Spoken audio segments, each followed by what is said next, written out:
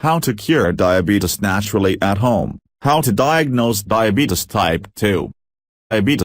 According to the Center for Disease Control, over 29 million people in the United States have been diagnosed with diabetes. Diabetes is a condition that occurs when the body stops naturally producing a hormone called insulin. Insulin converts the sugar, or glucose, we eat into energy. The glucose provides the cells and the muscles, tissues, and brain with the necessary energy to function. All types of diabetes prevent the body from processing glucose in an effective way, either due to the lack of insulin or resistance to insulin. This leads to complications.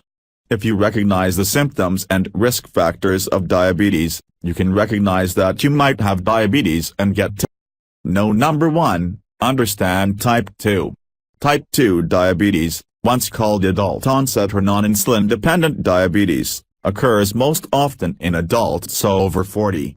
Type 2 diabetes develops when the body resists the effects of insulin or when the body stops producing enough insulin to maintain the glucose levels in the blood. With type 2 diabetes, the liver, fat, and muscle cells stop using insulin in the proper way. This causes the body to need to make more insulin in order to break down the glucose. Although the pancreas does this at first, over time the pancreas loses its ability to produce enough insulin for meals. This causes the buildup of glucose in the No. 2. Identify the symptoms. Type 2 symptoms do not show up as early as type 1. It often isn't diagnosed until they do. The symptoms of type 2 include those associated with type 1.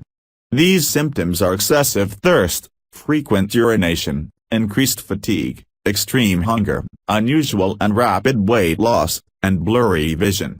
No. 3. Take the oral glucose tolerance test, OGTT.